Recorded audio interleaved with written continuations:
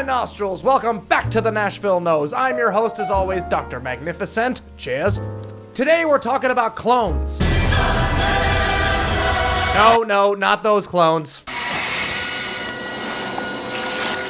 No, not that either. Are you making clones down here? Get out of here, Stop Morty. asking Too rich stupid for doing questions, business. Morty. Get the You sound outta like here. a piece of shit. God, who's in charge of the movie clip cutaways here? Gonna have to make some staff changes. That's right, I run this channel with an iron fist.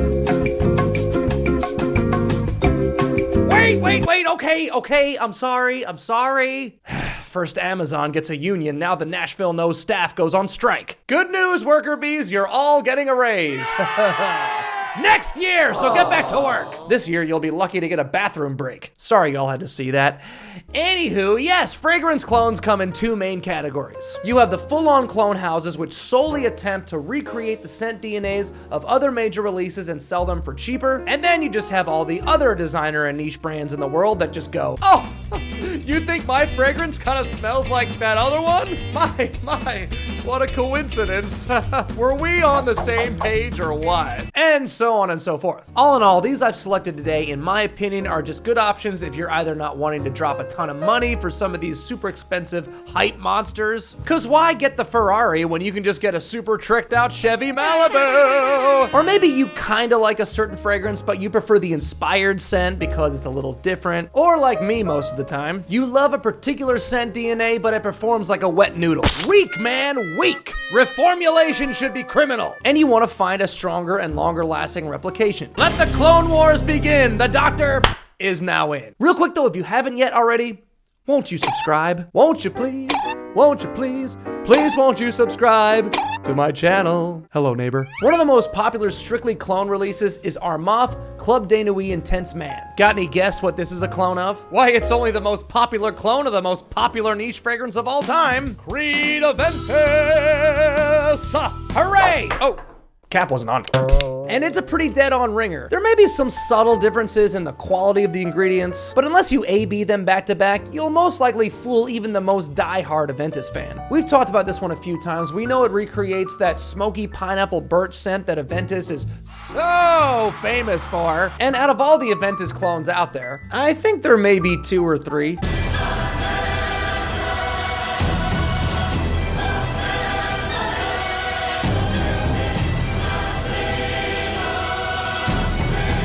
Whoa! Okay, maybe a few more.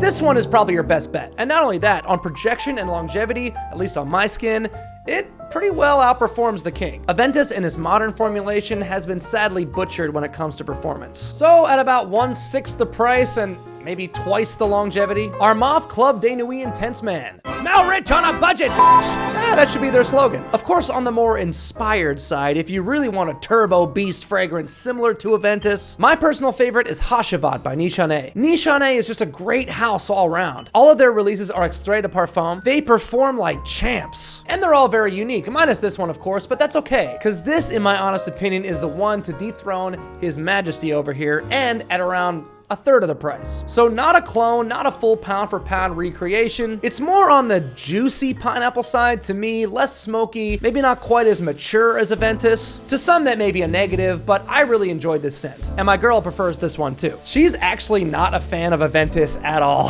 Thanks babe, you saved me like 400 bucks. I mean, she would've, cause, well, I own it. But I did find it pretty cheap on a discounter, so you know, it's the king. I like that Hacivat isn't trying to be a direct copy. It has its own vibrant personality, and I'm so blown away by how long it lasts. I love it, and I love this house. Another world-renowned, famous, strongly worshipped niche fragrance is, of course, Baccarat Rouge 540 by the great Mason Francis Kurkdjian. If Aventus is the king, this would probably be the queen right here. Her Majesty! Although, call me a broken record, but it bears repeating, Baccarat Rouge 540 is probably the greatest example of a fully androgynous fragrance. When you smell it, you just really appreciate the art of niche perfumery, especially after being bombarded with designer advertising yelling, "For him, for her." It means nothing. It's fragrance. It's just a blend of notes, and no group of particular notes are assigned to any gender. It's silly. You are an individual, and if a certain scent speaks to you, then you wear the shit out of it, regardless of what it says on the label. So,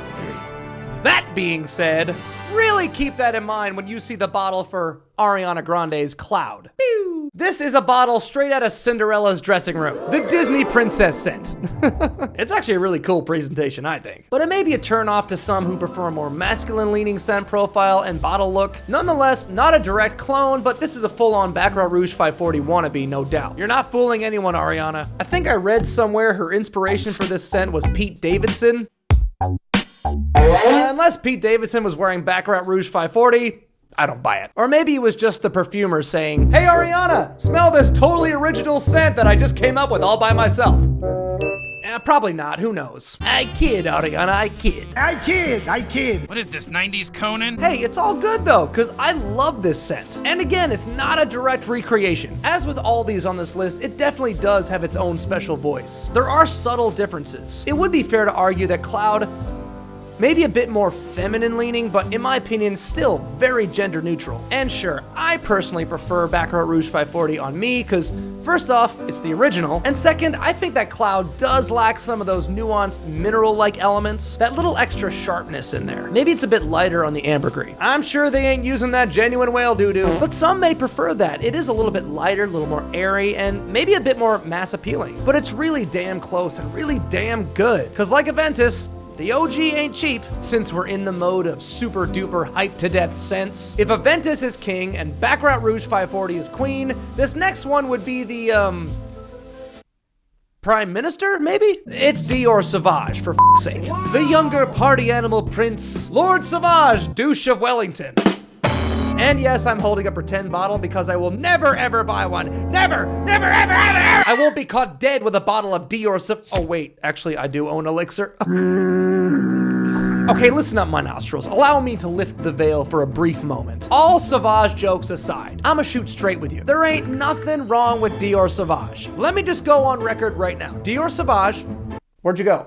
Oh. There you are. Is a great scent with stellar performance. On paper, it would seem the perfect fragrance for me. I just don't wear it because everybody and their uncle wears it. And I like to be more unique. Hence why I liked Elixir. It's a little bit more unique. In and of itself, though, you have to appreciate how much of a groundbreaking release it was. So many people love it, and for good reason. I just love it as a punching bag for this channel. Ha ha ha! There he goes. But full disclosure, it's just a running gag, honestly. So that said, if you like the scent DNA, but you're not a big fan of how loud and screechy it is, you can always try Prada Luna Rossa Carbon, a lighter, more airy take with a similar energy. Also not a direct clone, it's most likely just Prada saying, "Hey, Dior's having a lot of success with that Sauvage of theirs. Maybe we should make something like that." And then later saying, "Oh, what? Similar to Sauvage? Oh no. I've never smelled Sauvage. I've never even heard of Sauvage." That's funny that you thought that. Yeah. Now, we know your game, Prada. And don't be ashamed of it, because honestly, it's a great release for what it is. Not nearly as beastly as Sauvage, so I have to kind of slather it on to get it to last, but to me, it's much smoother. Performance with Prada usually leaves something to be desired, but it's fine. Some may prefer that. If you'd like a more reserved version of Sauvage, this is a great choice for you. Another famous scent DNA, again from Creed, is Virgin Island Water.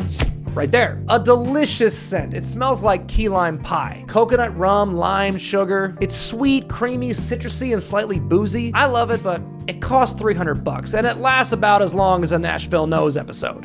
But I stand behind the clone from the house of Alexandria fragrances. It's Hawaii Volcano. This was released as a direct clone of Virgin Island Water. Still not a beast, but it definitely well outperforms the Creed, which isn't difficult most of the time. And again, costs like a sixth of the price. So you can go crazy with the trigger on this one, and it won't cost you like $18 a spray. This is a solid clone house. I actually commend them on the quality of the fragrance. It smells really good.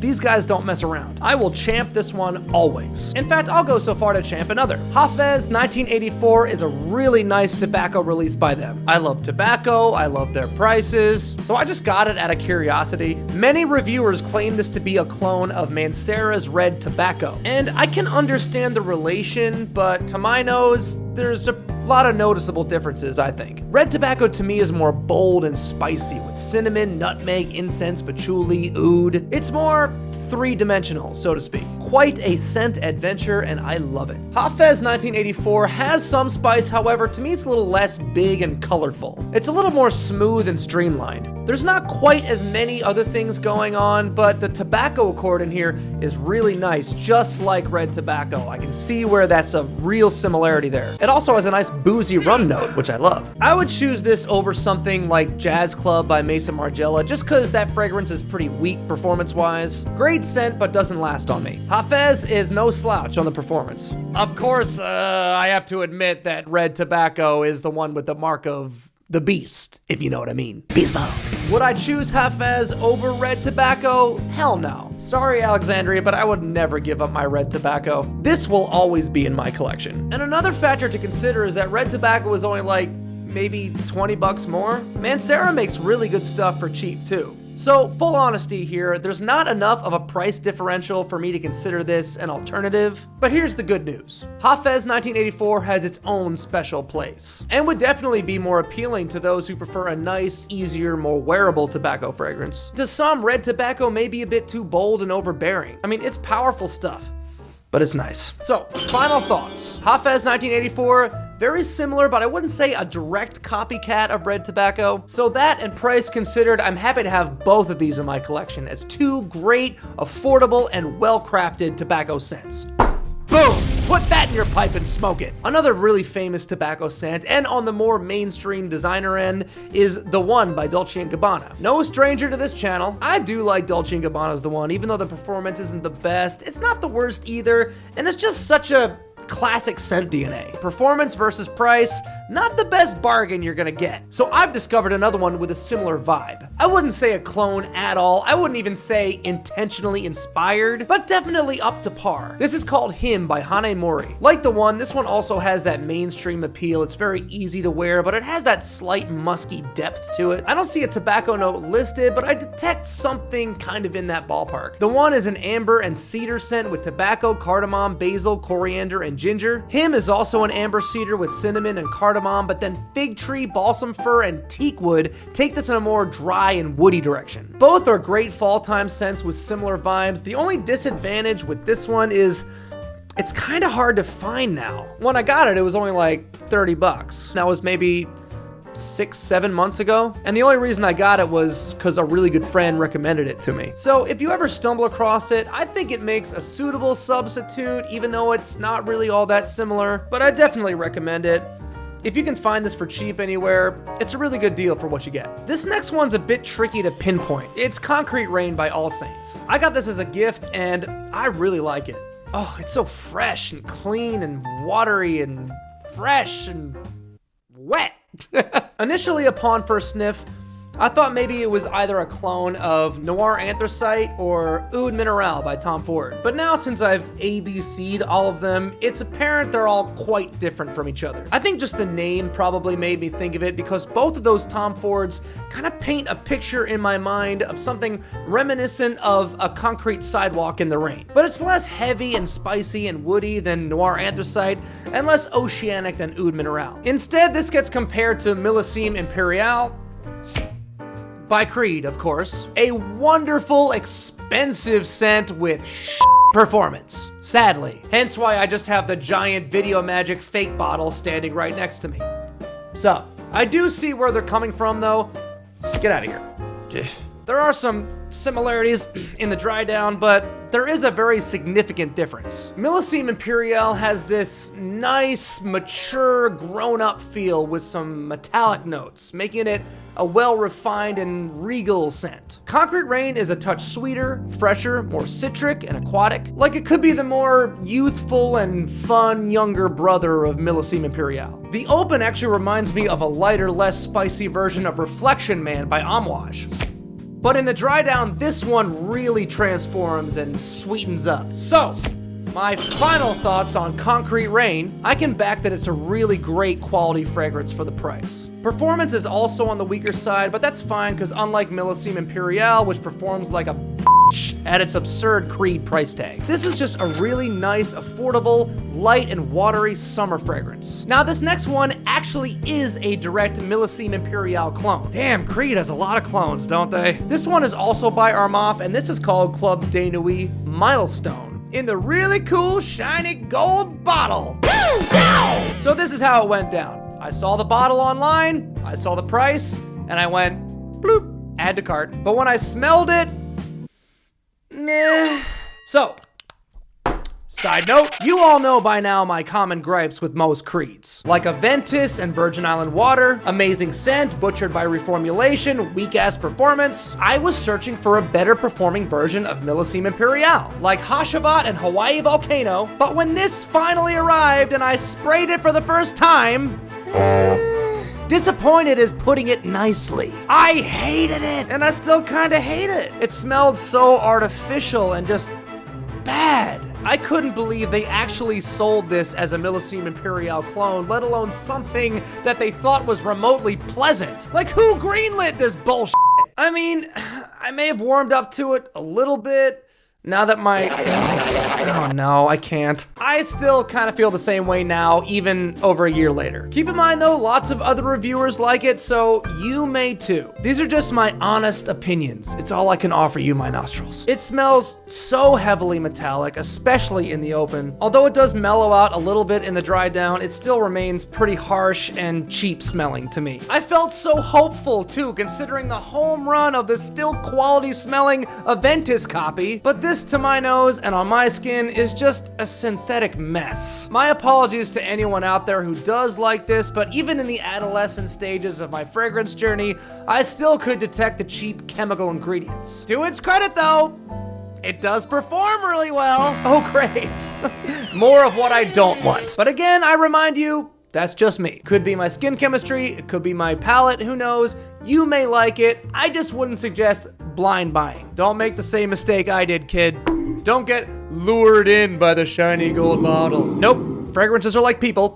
It's what's on the inside that counts. Sorry about that. Don't mean to be a downer on this channel. We're here to have fun, aren't we? Right? Are you having fun? That's right, whether you like it or not, my dear nostrils. But I at least give you the respect of my blunt honesty, don't I? Can't accuse me of being disingenuine. So come on, let's end this list on a high note. Bleu de Chanel is another summertime classic, beloved by so many. And you may have seen this coming, but of course the cheaper version of that is Dylan Blue by Versace. Now I can tell the difference between these two, and I love having both of them in my collection. Bleu de Chanel has ISO-E Super, Dylan Blue has Ambroxan. Regardless though, they're both crazy popular blue fragrances. If life or death I had to choose between these two just on scent alone, I would go with Bleu de Chanel. Yes, you could call it overplayed, but I feel this scent is timeless. And I know I just went off about Sauvage, and now I'm making an exception for this one, so go ahead, call me a hypocrite. I don't care, it's my channel. Dylan Blue though is half the price and quite the classic in itself. So many people love this fragrance regardless of their price threshold because it's a banger and it performs well. I like having both, but if your price cap is under 50 bucks,